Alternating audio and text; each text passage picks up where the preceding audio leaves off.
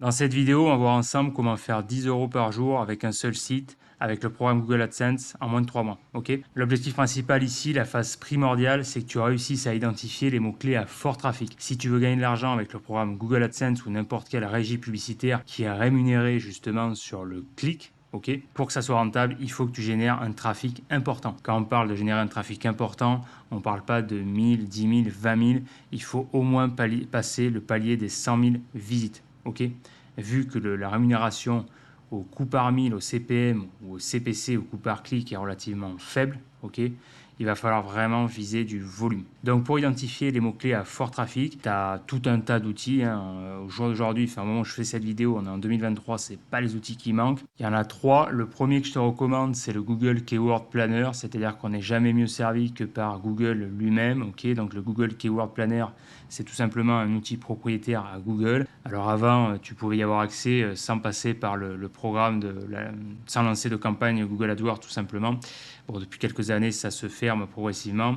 Aujourd'hui, c'est indispensable que tu ouvres, enfin que tu aies un compte tout simplement Google AdWords. Pas besoin d'avoir un budget de fou, même si effectivement il faut dépenser un certain budget pour avoir des volumes précis. Mais déjà, tu peux dépenser, tu peux faire une campagne, aller à 500 000 € par exemple, pour avoir des données, on va dire, potables issues de Google. La seule différence, c'est qu'à partir d'un certain temps que tu n'auras pas dépensé un certain budget en AdWords, tu n'auras que des fourchettes, des paliers qui seront donnés par Google. En fait, Google applique tout simplement le principe de rétention de data. C'est-à-dire que quand tu vas taper un mot-clé, j'en sais rien, moi je dis n'importe quoi, éleveur de chèvres dans le Larzac, tu vois, tu vas avoir une fourchette entre, par exemple, je sais pas moi, 500 et 1K, ou 1K et 10K. Bon, ça m'étonnerait qu'il y ait 10K de chèvres dans le Larzac, mais pour le principe, tu comprends, ok. Entre 1 et 10K, ou par exemple, tu vas avoir entre 10 et 50, voire entre 10 et 100K, donc c'est très très large. C'est assez restreint. Le but, c'est d'avoir comment dire, un volume de recherche précis. Même si j'insiste là-dessus, je l'ai toujours dit, je le répète, quand tu utilises des outils marketing, peu importe l'outil, peu importe la data, ne raisonne jamais en termes de valeur absolue, raisonne toujours en termes de tendance. Prendre les outils pour ce qu'ils sont, c'est des outils, donc c'est des éléments d'aide à la décision, d'accord. À la fin, celui qui doit prendre la meilleure décision, le meilleur outil, ça a toujours été, et ça reste le cas, c'est ton cerveau, ta matière grise, d'accord. Un outil, si c'est un outil externalisé à Google, tous les outils sur le marché, que ce soit SEMrush, Ahref, j'en sais rien moi, Ranking Explorer ou que sais-je, c'est pas la data Google, d'accord. Il n'y a que Google qui connaît vraiment le volume absolu de recherche, ok. Mais l'idée, c'est vraiment d'observer les tendances. Voilà. Ça, c'est pour la parenthèse. Donc, le Google Keyword Planner, là, je pourrais te le montrer dans cette vidéo. D'ailleurs, c'est vrai, je vais attendre. C'est quoi, on va faire ça de suite. Donc là, tu vois, on est sur l'outil Google Keyword Planner. Donc comme je te l'ai dit, c'est l'outil vraiment intégré maintenant à Google Ads. C'est pour ça que c'est vraiment l'outil que se sert Google pour te recracher les données. C'est surtout à la base un outil destiné aux annonceurs donc, qui payent, qui lâchent du blé à Google tout simplement, vu que Google n'est pas une entreprise philanthropique. Voilà. Donc comme je te l'ai dit, ici, tu as vraiment des fourchettes qui sont très loin d'être précises. Alors là, c'est d'autant plus le cas qu'à l'heure actuelle, là, le compte que j'utilise, il n'y a aucune des annonces publicitaires qui est diffusée. Donc forcément, il te restreint volontairement les données pour t'inciter tout simplement à lâcher du fric chez lui. Et si tu as des campagnes déjà actives, tu auras des données plus précises. Mais déjà, c'est pour te faire avoir un ordre d'idée. Okay. Donc retiens ici cet outil Google Keyword Planner. Tu as ici, il a scindé en deux segments, trouver des idées de mots-clés ou obtenir des volumes de recherche avec précision. Donc bien sûr, comme tu t'en doutes, comme tu peux le voir, le terme précision est à prendre ici avec des pincettes. Ici, donc là, obtenir le volume de recherche qu'on a ici, c'est pareil, on obtient les mêmes volumes. Tu vois, par exemple, pour acte de naissance, meilleur taux immobilier, nombre moyen de recherches mensuelles effectuées. Donc il te donne une fourchette, ce que je te disais tout à l'heure, entre 10K et 100K. Ce qui est pourri, clairement, quand je le dis, c'est pas de la précision à ce niveau-là, d'accord. C'est autant précis que projeter du ciment sur un mur. Mais voilà, tu vois, 10K, 100K, 100K, 1 million, bon, c'est n'importe quoi. Il faut que tu dépenses du blé et que tu aies une campagne active pour obtenir des volumes précis. Et justement, pour compenser ça, en partie, il y a des outils donc, qui sont externalisés. Donc, tu en as plusieurs. Tu as Yoda Insight, tu as Ranking Explorer, tu en as pas mal. Et c'est des outils qui sont quand même assez fiables, hein, vu qu'ils ont des années d'expérience là-dedans. Ils ont quand même une data assez fiable. Voilà. Okay. Après, chacun y va de sa propre base de données avec des volumes de recherche plus ou moins amplifiés. Par exemple, ce que j'aime pas trop sur la data SEMrush, c'est que je trouve que les volumes, par expérience, je constate tout simplement que les volumes sont amplifiés en fait. Voilà, la data est surévaluée quoi. C'est pas réaliste tout simplement. Voilà. Ahref, c'est pas forcément le meilleur non plus. Hein. Après, c'est tout simplement à toi de voir l'outil sur lequel tu as le plus d'affinité. Le plus important, c'est que si tu utilises un outil comme là par exemple, j'utilise Ahref, c'est qu'ensuite ça te serve d'élément de comparaison avec d'autres mots-clés. Tu vois, là par exemple, j'utilise dans cet exemple, j'ai rentré un dataset de 7 mots-clés pour avoir les volumes de recherche. Si plus tard je compare avec d'autres mots-clés, je vais comparer justement, je vais utiliser les mêmes échelles de valeur, comme là l'échelle de concurrence, keyword difficulté, le volume de recherche, etc. Mais ne surtout pas, bien sûr, c'est du bon sens, parce que je préfère le préciser, ne surtout pas comparer, tu vois ici, si tu rentres tes mots-clés, que tu utilises Ahref, et qu'ensuite tu as d'autres idées de mots-clés que tu vas taper dans d'autres outils, par exemple comme SEMrush, tu n'auras pas du tout, ton analyse comparative va être faussée d'entrée parce que les deux n'ont pas du tout les mêmes bases de données. Voilà, tout simplement. Ok. Donc, premier outil, Google Keyword Planner. Deuxième outil, Ahref que j'utilise, ou n'importe quel outil que tu veux utiliser, SEMrush, Ranking Explorer, etc. Ou Juda Insight d'ailleurs. Et ensuite, un autre outil donc de Google, Google Trends. Ok. Donc, un exemple concret avec Ahref. Ahref ici, donc dans le dataset que j'ai rentré de 7 mots-clés, volume de recherche total 2,3 millions. Donc ici, alors c'est pas des mots-clés que j'ai pris au hasard, parce que je sais que c'est des mots-clés à fort trafic. Tu en as un des plus connus, c'est toujours pareil, c'est sur les thématiques, les niches un petit peu, alors pas mainstream, mais un peu touchy. C'est aussi mainstream, mais bon voilà, un peu touchy. Là, ici, YouTube MP3, bien sûr, YouTube MP3, YouTube MP4. Donc, comme ça l'indique, quand tu tapes ce genre de requête, forcément, tu l'as tapé, tu vas chercher, tu as vu une vidéo, un son ou une vidéo qui te plaît sur YouTube, tu veux chercher à la télécharger, à extraire la vidéo ou l'audio pour une raison X ou Y, que ça soit pour du montage vidéo perso ou pour autre, tu vas chercher un convertisseur. Okay, et donc, tu vas taper ce genre de requête, YouTube MP3, YouTube MP4. Bon, si tu étudies la SERP sur ce genre de requête, ça change régulièrement. En ce moment, il y en a un que j'aime bien, il est encore actif, c'est NoTube, mais il se peut que d'ici quelques mois, il saute suite à une déclaration DMCA, où généralement, ce type de requête assez cyclique par rapport aux droits d'auteur notamment. Voilà, ok. Mais en tout cas, c'est un exemple de mot-clé. Tu vois, YouTube MP3, c'est un mot-clé. Tu vois, là par exemple, Keyword Difficulty 30, c'est à prendre avec des pincettes. Alors, c'est concurrentiel, oui, mais vraiment, c'est pas un mot-clé qui fait peur, c'est un mot-clé qui est facilement pénétrable. La plupart, alors attention, il ne faut pas faire de généralité, mais majoritairement, les mots-clés à fort trafic sont des mots-clés facilement pénétrables. Voilà.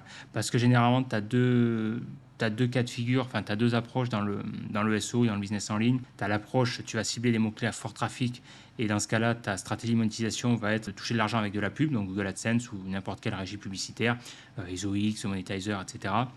Ou alors, tu vas cibler des mots-clés dont le trafic va être moins élevé, mais qui vont être beaucoup plus rentables d'un point de vue conversion. Ça, c'est valable si tu es dans le cas d'une stratégie de captation de leads, typiquement toutes les recherches de vie travaux, de vie maison, de vie j'en sais rien, de vie pompe à chaleur, etc. etc. Okay, voilà. Après, attention, tu as toujours t'as également les deux. Alors, les deux, c'est le must, c'est le cas école. Il y a des exemples de niches que je révèle justement dans l'académie que je ne vais pas révéler ici.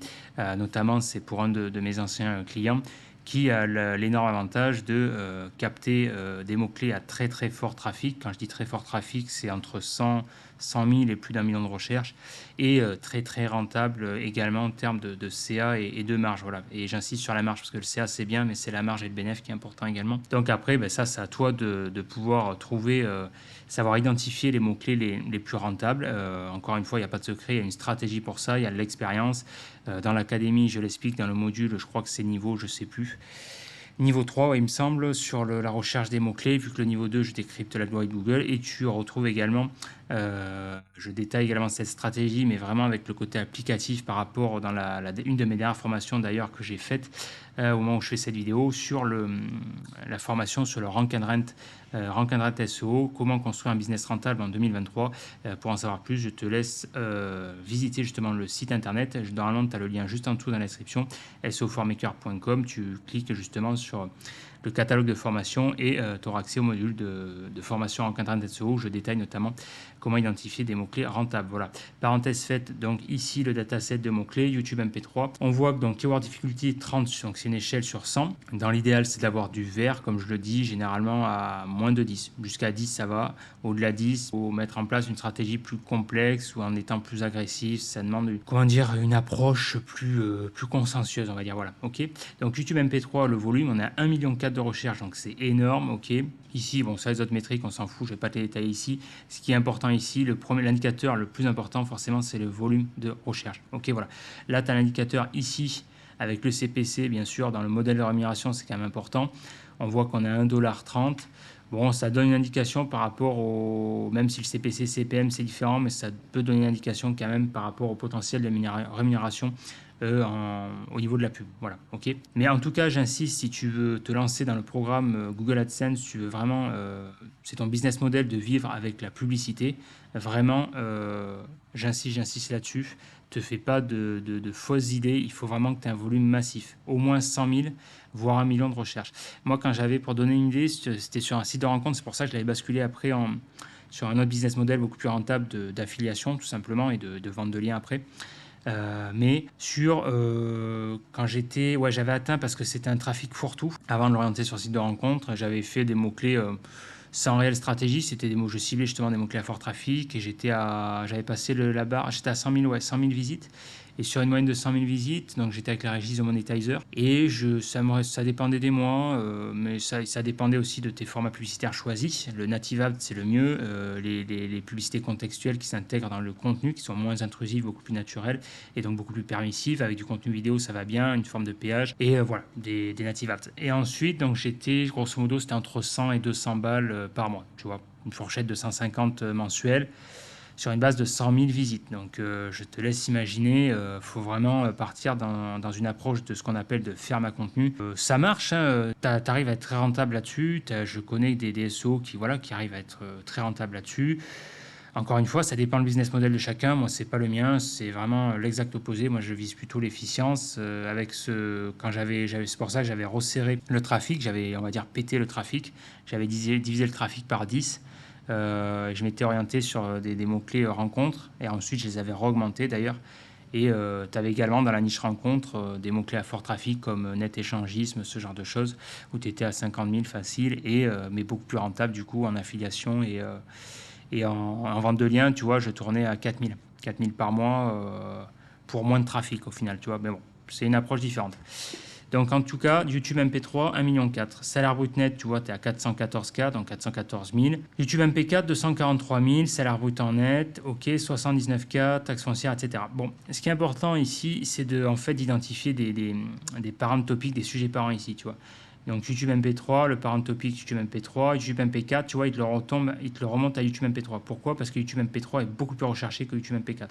Donc ça en dit long sur l'intention également de recherche, c'est-à-dire que les personnes qui recherchent des convertisseurs YouTube, d'après le volume de recherche, sont beaucoup plus intéressées pour extraire l'audio d'une vidéo que la vidéo en tant que telle. Tu vois bien, 1,4 million pour du MP3 et 243K, donc 243 000 pour du MP4, c'est-à-dire presque 10 fois moins. Ce qui est important ici, c'est d'identifier le topic, donc YouTube MP3. L'idée, quand tu veux cibler des mots-clés à fort volume, il faut bien sûr qu'identifier le mot-clé fort de la thématique, c'est-à-dire le mot-clé à fort trafic. Ici, c'est YouTube MP3. Tu vois que quand tu as plus d'1 million, c'est un mot-clé fort. Même YouTube MP4 à 243K. Tu vois ici que YouTube MP4, 10 fois moins de recherche, mais beaucoup plus facilement pénétrable, d'après l'indice de concurrence. YouTube MP3, donc là, tu es à 30, c'est-à-dire que d'après Ahref, il te faut au moins 30 liens directs optimisés, ok, ce qui est faisable. Hein. Tu vois YouTube, tu as YouTube tout MP3, 159K, donc tu es en anglais, MP3 YouTube, toutes les déclinaisons. Donc ce qui est intéressant ici, tu vois toutes les déclinaisons, convertisseur YouTube, convertisseur MP3, 126K, convertisseur YouTube MP3, 107K, c'est d'additionner à peu près, alors fais pas ça pour tous les mots-clés, c'est pas le but, ça n'a aucun intérêt, et tu vas passer un temps fou pour quelque chose qui a peu d'intérêt, c'est d'identifier en un coup d'œil à peu près le potentiel de couverture de ta niche. Moi, c'est ce que j'appelle en tout cas le potentiel de couverture de ta niche. Tu vois ici, YouTube MP4, tu es à 1,4 million. YouTube MP3, 1,4 million. YouTube MP4, donc à 243K. Donc ici, on a 1,4, 243, ça fait à 2, 1,6, 1,7. 1,7, on voit qu'ici, on a 159, donc allez, on va dire 1,8, 1,8,5. Tu vois, ici, on a plus de 2 millions. Si on additionne déjà tous ces mots-clés, tu vois, 1, 2, 3, 4, 5. 5 plus le YouTube MP4, on a déjà une idée à peu près du potentiel de couverture. Ok. Et autre chose qui est très important, c'est que là, tu as ton mot-clé fort, bien sûr, qui est hors catégorie au niveau des volumes de recherche. YouTube MP3 à plus d'1 million, qui est de loin, qui est loin face aux autres, d'accord. YouTube MP4 à 243K. Mais par contre, on voit qu'il y a tout un tas de mots-clés secondaires qui ont des volumes de recherche très corrects, d'accord, qui a plus de 100K quand même, 159, 138, 126, 107. Donc ça, c'est très intéressant parce que ça veut dire que ça, c'est des mots-clés qui sont déjà plus facilement pénétrables, qui vont te permettre, grâce à une stratégie justement de maillage interne que j'explique dans l'académie et d'optimisation du contenu, de pénétrer plus facilement le mot-clé. C'est l'approche en fait pyramidale. Tu vas chercher, pour pénétrer une thématique, tu vas chercher à identifier d'abord, à créer du contenu, à te positionner sur des mots-clés secondaires, et ensuite ça va permettre de donner progressivement confiance à Google pour aller chercher le mot-clé fort de tête. Ok. Mais là, tu vois que tu as un potentiel de rentabilité qui est important par rapport au volume de recherche. Ok, voilà. Donc ça, c'est pour l'exemple YouTube. Tu vois, si tu vas plus en profondeur YouTube MP3, tu vois que tu as 28 908 keywords, tu vois, donc quasiment 29 000. Donc ça, c'est énorme, tous avec des forts trafics, tu vois. 100, bon, après, tu déclines un peu, mais c'est très très correct, hein, tu vois. Donc ça, tu peux te dire que tu as une... Ce qui est important ici, c'est que tu vois en un coup d'œil que tu as une niche, tu as des mots-clés à fort trafic, des mots-clés de tête, et que tu as un potentiel de couverture important avec beaucoup de mots-clés qui sont quand même beaucoup recherchés. Alors forcément, tout est relatif. Quand tu prends du mot-clé à 3K download MP3 YouTube par rapport à du 1,4 million sur YouTube MP3, forcément, c'est beaucoup moins recherché. Mais c'est très correct parce que ça reste en milliers de recherches. Et si tu as 28 000 mots-clés comme ça, c'est le principe de longue traîne, tu as un potentiel de couverture qui est très important, et ça produit justement un phénomène d'inertie, la longue traîne. C'est pour ça que c'est sous-estimé, c'est très important. Voilà. C'est toujours complémentaire, les mots-clés de tête et longue traîne. Donc ça, c'est comme ça qu'il faut identifier des mots-clés à fort trafic pour en tout cas ce business model de Google AdSense. Ok, voilà. Ça, c'est l'exemple de YouTube. Tu prends le principe exactement le même dans d'autres mots-clés. Salaire brut net, tu vois que tu es à 35. Alors celui-là est plus concurrentiel pour le coup. Là, l'échelle de concurrence est plus fiable. Par expérience, encore une fois, il suffit d'étudier la SERP et les concurrents, tout simplement. Là, je sais que salaire brut en net, notamment, il y a un concurrent qui a acheté un XP net public, je ne sais plus combien d'ailleurs, à l'époque, 15 000. Donc voilà, donc il y a vraiment une stratégie agressive là-dessus. Tu es à 414K, donc 414 000 de recherche. Ok, donc ça, c'est quand même un mot-clé important. Le parent topic, c'est ça, sujet parent, salaire brut net. Tu as des déclinaisons, tu vois, le fait de rajouter en, salaire brut en net, à 79K. Donc déjà, si tu as... Donc, alors là, bien sûr, à toi de... C'est du bon sens, là. C'est là où il faut activer ton cerveau. Il ne faut pas être bené et réfléchir en termes purement algo. Là, tu as la déclinaison en. Tu ne vas pas t'amuser à faire 2 pages pour ce mot-clé, d'accord? C'est le même mot-clé. Tu mets dans le title, tu optimises salaire brut en net. D'accord, Google est assez intelligent. Si tu vas jouer sur les angles de lien, l'optimisation du contenu et le maillage interne, pour te positionner ta page sur le mot-clé salaire brut net et salaire brut en net. C'est-à-dire que ta page, elle se positionne sur un mot-clé fort de tête, mais elle se positionne sur une galaxie de mots-clés, d'accord, sur les déclinaisons de mots-clés. C'est ça qu'il faut comprendre. Bon, ça, j'explique dans l'académie, je vais pas le détailler plus. Mais du coup, ici, donc, si tu additionnes 414K plus 79K, donc ça te fait quand même 493K, donc ça te fait quasiment 500K pour ces deux seules déclinaisons de mots-clés. Si tu identifies le topic, c'est pareil, tu dois avoir une myriade de mots-clés. Donc là, tu as 35, tu vois, salaire brut net, 9000, tu vois, tu en as 9000, donc tu en as moins, mais tu as quand même des mots-clés, c'est quand même une niche très intéressante. Bon, par contre, tu vois qu'ici, qu'elle est quand même beaucoup plus concurrentielle. Elle était souvent, tu vois, la couleur, elle est un peu vert cacadois, là, tu vois. On tourne généralement à du 30. Les volumes de recherche sont moins impressionnants, mais c'est du mot-clé quand même qui est intéressant aussi. D'accord, voilà. Bon, là, en plus de AdSense, tu peux également avoir un autre business model là-dessus. Voilà. À toi de chercher à ce niveau-là. Mais c'est comme ça qu'il faut identifier les niches. Ensuite, ta règle de naissance, tu vois, on tourne grosso modo à du 30 dans ces exemples-là. Parce qu'on est sur des niches-là, sur des niches un petit peu formalité administrative, ce genre de choses, impôts.gouv, etc. Ok, voilà. Des niches un petit peu sur des mots-clés un petit peu étatiques, des mots-clés ouais, d'ordre national, on va dire. Acte de naissance, tu vois, tu as 95K. Donc ici, il faut étudier le sujet parent, taxe foncière, tu vois, 42, 12K, meilleur taux immobilier, 12K, voilà. Bon, là, après, on est plus sur le principe ici de niche. Un taux immobilier, c'est plus rentable de faire l'affiliation avec, clairement, que viser de l'AdSense. Ok, voilà. Mais l'un n'empêche pas l'autre. Tu peux très bien, si tu choisis une approche, comment dire, de ce qui se fait de plus en plus. Alors, ça se fait beaucoup d'ailleurs aux US, mais vu que la France a toujours un train de retard là-dessus, ça fait déjà une paire d'années, ça fait une dizaine d'années que ça existe. Et ça commence depuis 2, 3, allez, 5 ans. 5, 2, 3 ans, on le voit sur... c'est pour ça que les expis ont flambé. De plus en plus d'SO achètent des gros expis pour justement, plutôt que d'acheter tout un tas de petits expis pour construire des gros sites, au lieu d'avoir 10 MFA, d'avoir des gros MFA. Il y en a un notamment que je connais, je ne citerai pas le nom, mais il y en a un qui fait ça aussi. Et en gros, tu joues en fait tu concentres en fait ta stratégie pour avoir une stratégie justement plus efficiente.